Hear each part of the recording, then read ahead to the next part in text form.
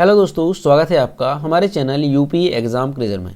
दोस्तों आज है 19 दिसंबर और आज की वीडियो में हम 19 दिसंबर से संबंधित उत्तर प्रदेश के सभी एग्जाम्स के लिए मोस्ट इंपॉर्टेंट करंट अफेयर के क्वेश्चंस को डिस्कस करेंगे और हर एक क्वेश्चन से रिलेटेड आपको फैक्ट भी बताएंगे। और इस वीडियो की अगर आपको PDF डाउनलोड करनी है तो इसकी PDF आप हमारे टेलीग्राम ग्रुप से डाउनलोड कर सकते हैं। टेलीग्राम ग्रुप की लिंक आपको इसी वीडियो के डिस्क्रिप्शन में मिल जाएगी, तो वहाँ जो है आप सभी लोग टेलीग्राम ग्रुप को ज्वाइन कर लें और वहाँ पर आपको सारी PDF मिलती रहेंगी। तो चलिए शुरू करते हैं। आज का सेशन शुरू करने से पहले हम कल के क्वेश्चंस का रिवीजन करेंगे। कल का पहला क्वेश्चन है, राज्य में कहाँ पर उत्तर प्रदेश की सबसे बड़ी साइबर सेल बनाई जाएगी? ऑप्शन नंबर यहाँ पे ए करेक्ट होगा, नोएडा में। अगला है, राज्य के किस शहर का मेडिकल कॉलेज बेहतरीन परफॉर्मेंस करने वाली रैंक में पहले स्थान पर है? ऑप्शन नंबर यहाँ पे बी करेक्ट होगा, प्रयागराज का। दोस्तों उत्तर प्रदेश करंट अफेयर की लास्ट 8 मंथ यानी कि जनवरी 2022 से अगस्त 2022 तक की अगर आपको PDF ई बुक डाउनलोड करनी है तो इसकी लिंक आपको वीडियो के डिस्क्रिप्शन में मिल जाएगी। वहाँ से आप इस PDF ई बुक को डाउनलोड कर सकते हैं। और दोस्तों ये जो PDF ई बुक है इसमें हमने करंट अफेयर के साथ साथ यूपी GK के मोस्ट इंपॉर्टेंट टॉपिक को भी कवर किया है, तो आप इसे जो है डिस्क्रिप्शन में जो लिंक दी गई है वहाँ से डाउनलोड कर लेंगे। अगर इसे डाउनलोड करने में कोई प्रॉब्लम होती है तो साइट पर आपको WhatsApp नंबर और ईमेल मिल जाएगा जिस पर आप कांटेक्ट कर सकते हैं। अगला क्वेश्चन है, हाल ही में किस राज्य के तंदूर लाल चने को GI टैग मिला? ऑप्शन नंबर यहाँ पे सी करेक्ट होगा, तेलंगाना को। अगला है, फिना वर्ल्ड स्विमिंग चैंपियनशिप 2022 में चाहत अरोड़ा ने कितने मीटर ब्रेस्ट स्ट्रोक में नया राष्ट्रीय रिकॉर्ड बनाया? तो ऑप्शन नंबर यहाँ पे डी करेक्ट होगा, 100 मीटर। अगला है, हाल ही में भारतीय मूल के लियो वराडकर को किस देश के प्रधानमंत्री के रूप में चुना गया है? तो ऑप्शन नंबर यहाँ पे करेक्ट होगा ए, आयरलैंड। अगला है, इकोनॉमिस्ट इंटेलिजेंस यूनिट द्वारा जारी world wide cost of living index 2022 के अनुसार दुनिया के सबसे महंगे शहर कौन रहे? तो ऑप्शन नंबर यहाँ पे सी करेक्ट होगा, ए और बी दोनों यानी कि न्यूयॉर्क और सिंगापुर ये जो है दुनिया के सबसे महंगे शहर रहे हैं। अगला है, हाल ही में मैटे फ्रेडरिक्सन किस देश की प्रधानमंत्री बनी? ऑप्शन नंबर यहाँ पे सी करेक्ट होगा, डेनमार्क की फिर से प्रधानमंत्री बन गई हैं, तो ऑप्शन नंबर यहाँ पे सी करेक्ट होगा।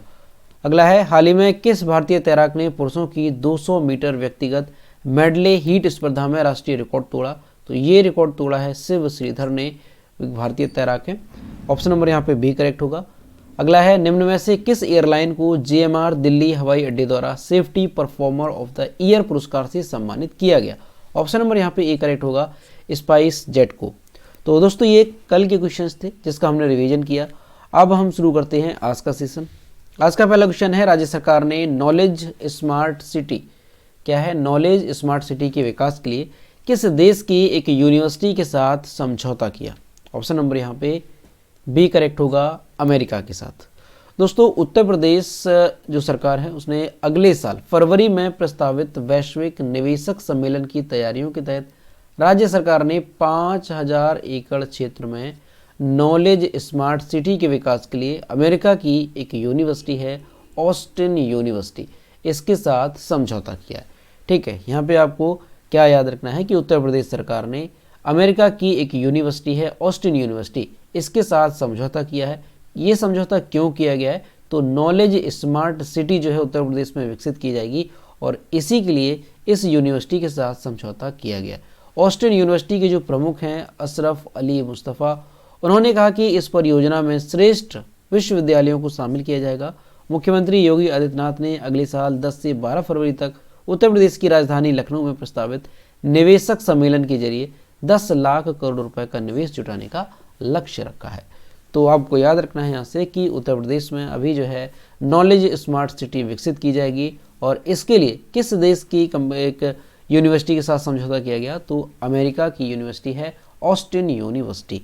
इसी के साथ क्या किया जाएगा? नॉलेज स्मार्ट सिटी को यूपी में विकसित किया जाएगा। अगला है, कौन सा कॉलेज ICAR से मान्यता प्राप्त यूपी का पहला कृषि महाविद्यालय बन गया है? ऑप्शन नंबर यहाँ पे सी करेक्ट होगा, उदय प्रताप कॉलेज, वाराणसी। दोस्तों वाराणसी स्थित जो उदय प्रताप कॉलेज है ये IACR यानी कि भारतीय कृषि अनुसंधान परिषद से मान्यता और एक्रेडिटेशन मिल गया है। ये जो कॉलेज है ये ऑनर्स कृषि को जो है मान्यता दी गई है। इसके साथ ही ये उत्तर प्रदेश का पहला कृषि महाविद्यालय है जो ICAR से मान्यता प्राप्त और प्रत्यायन यानी कि एक्रेडिटेशन है। देश भर में अब ICAR से मान्यता प्राप्त विश्वविद्यालय और महाविद्यालयों की संख्या कितनी हो गई है? तो 98 ये संख्या हो गई है। तो यहाँ से आपको याद रखना है कि उत्तर प्रदेश का पहला कृषि महाविद्यालय कौन सा है जो कि ICAR से मान्यता प्राप्त है। तो आपको याद रखना है कौन सा हो गया, तो वाराणसी स्थित उदय प्रताप कॉलेज। अब दोस्तों ये जो ICAR है इसका फुल फॉर्म क्या है, तो वो भी याद रखेंगे, Indian council of agricultural research, यानी कि भारतीय कृषि अनुसंधान परिषद, ये इसका क्या है, फुल फॉर्म है।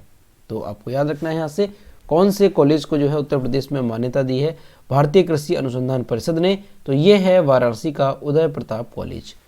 अगला क्वेश्चन है, नोएडा प्राधिकरण द्वारा लाई गई नई डॉग पॉलिसी के अनुसार कुत्ता पालने पर हर वर्ष कितने रुपए का पंजीकरण कराना होगा?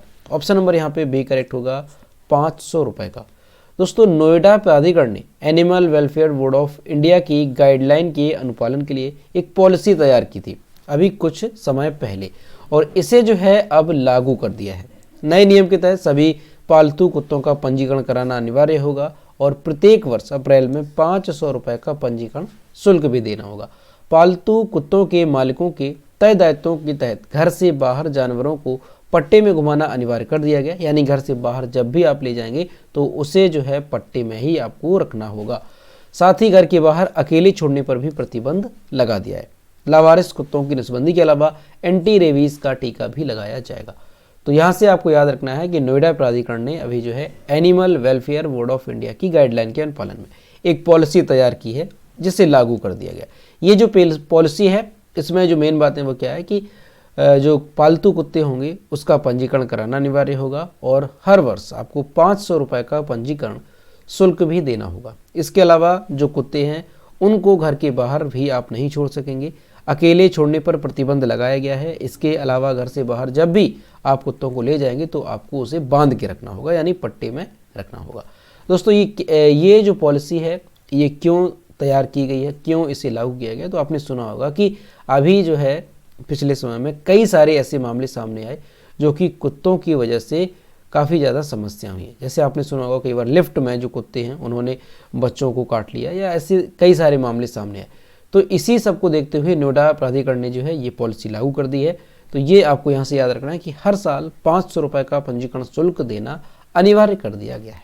अगला है, हाल ही में भारत के किस राज्य या केंद्र शासित प्रदेश में भारत का पहला डार्क स्काई रिजर्व बनाया गया? ऑप्शन नंबर यहाँ पे डी करेक्ट होगा, लद्दाख में।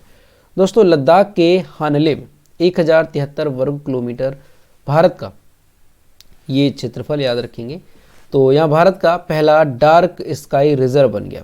15 दिसंबर 2022 को केंद्र शासित प्रदेश लद्दाख के प्रशासन ने आधिकारिक तौर पर लद्दाख के हानले में 1073 वर्ग किलोमीटर क्षेत्र की पहचान भारत के पहले डार्क स्काई रिजर्व के रूप में की है। इसे हानले डार्क स्काई रिजर्व के नाम से जाना जाएगा। ठीक है, ये इसको जाना जाएगा। ठीक है, क्वेश्चन वेरी इंपॉर्टेंट रहेगा। ठीक है, क्वेश्चन आपसे क्या पूछा जाएगा, एक तो क्वेश्चन ये पूछा जाएगा कि भारत का पहला डार्क स्काई रिजर्व जो है वो कहाँ पे बना, तो आप याद रखेंगे लद्दाख में। ठीक है, अब दोस्तों हम यहाँ पे जानेंगे, अगर आपसे नाम भी पूछ लिया जाए तो वो भी याद रखेंगे, हानले डार्क स्काई रिजर्व से नाम से इसे जाना जाएगा, जो कि क्या है, भारत का पहला डार्क स्काई रिजर्व है। अब दोस्तों अगर हम बात करें कि डार्क स्काई रिजर्व होता क्या है और अभी तक ऐसा क्या था कि भारत में नहीं था, तो दोस्तों डार्क स्काई रिजर्व का मतलब ये है कि ये जो क्षेत्र है, जैसे यहाँ पर 1073 वर्ग किलोमीटर क्षेत्र को चिन्हित किया गया है, तो ये जो क्षेत्र होगा यहाँ पर आर्टिफिशियल लाइट्स नहीं होगी, आपको कोई भी आर्टिफिशियल लाइट्स यहाँ पर नहीं मिलेगी। ये जो क्षेत्र है यहाँ पर सिर्फ और सिर्फ नेचुरल लाइट होगी, यानी कि रात के समय में यहाँ पर जो रोशनी होगी वो सिर्फ और सिर्फ तारों की होगी या फिर आप कह सकते हैं मून की होगी। ठीक है, तो ये ऐसा क्षेत्रफल हो गया यहाँ पे कि यहाँ पर कोई भी आर्टिफिशियल लाइट देखने को नहीं मिलेगी। अभी दोस्तों क्या है कि देखा जाए शहरों में, जैसे बड़े शहर हैं, तो वहाँ पर क्या है कि रात के समय में भी जो लाइट्स होती है नेचुरल, जैसे चांद की है या इसके अलावा जो तारों की है, तो वो लोगों को देखने को नहीं मिलती, क्योंकि पूरे शहर जो है ये लाइट से, जो आर्टिफिशियल लाइट होती है उससे ही जगमगाते रहते हैं।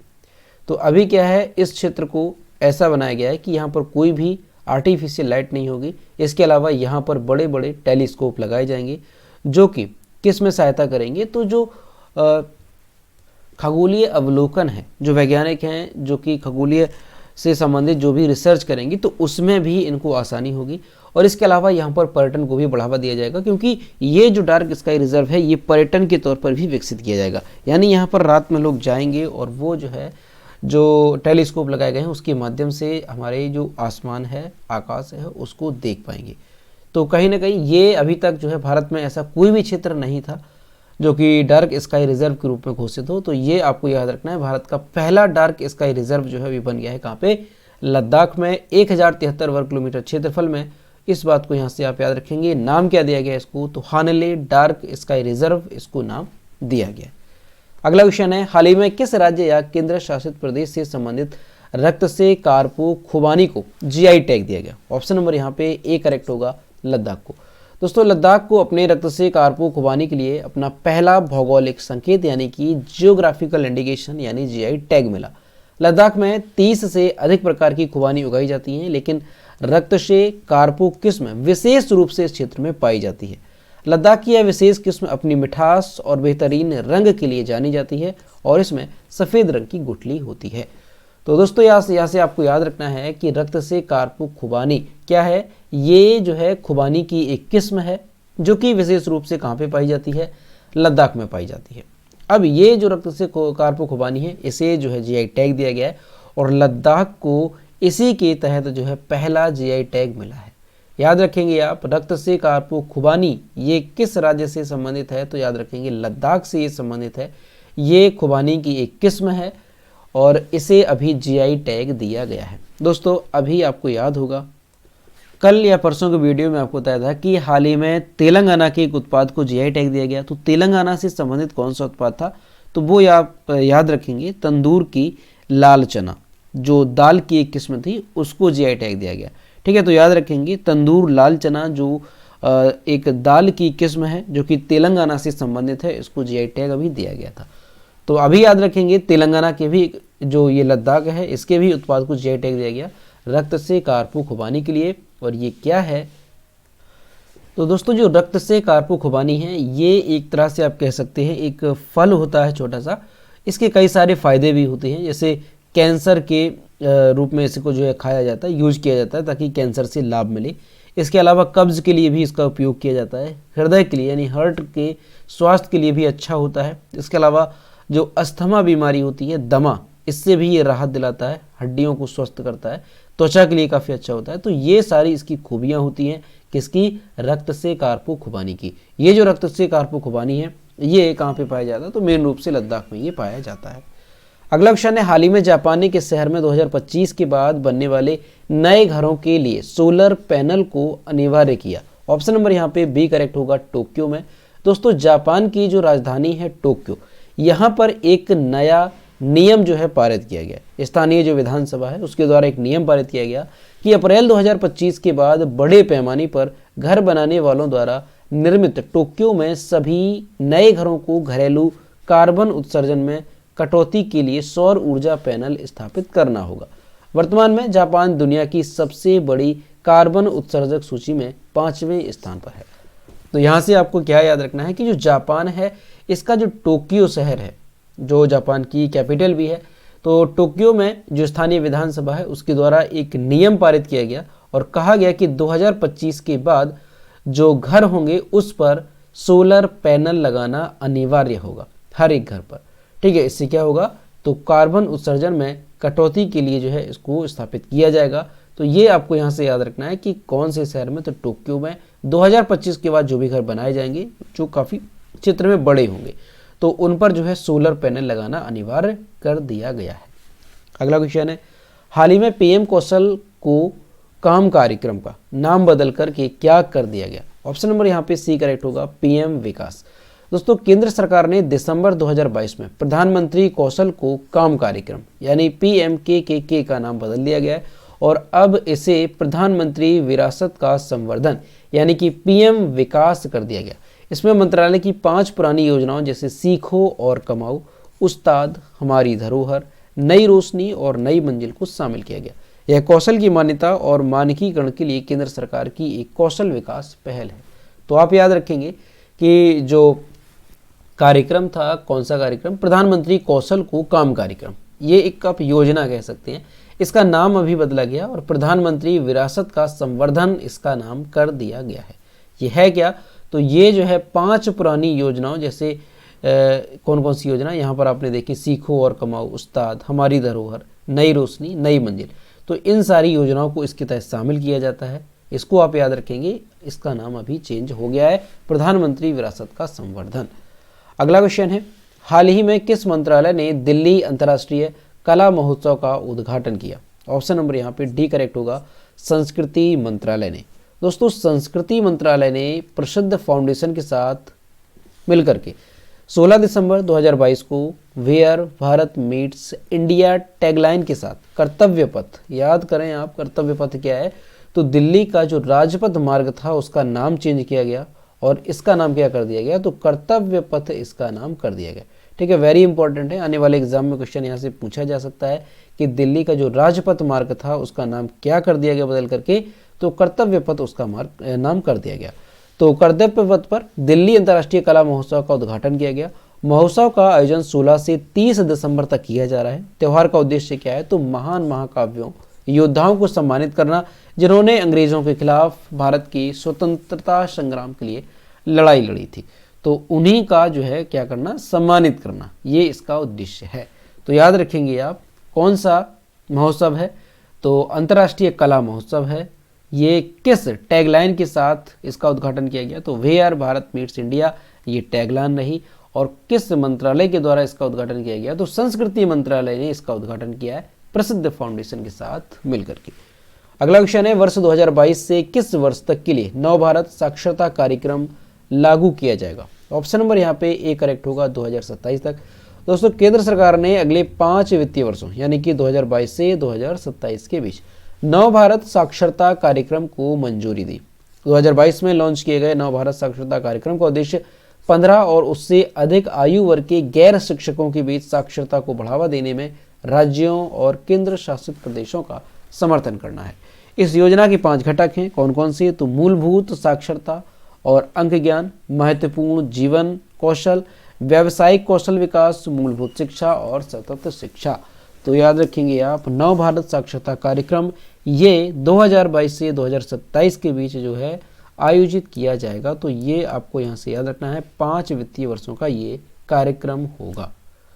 अगला क्वेश्चन है, दिसंबर 2022 में निम्नलिखित में से किसे तंबाकू मुक्त क्षेत्र घोषित किया गया? ऑप्शन नंबर यहाँ पे करेक्ट हो जाएगा बी, एम्स दिल्ली को।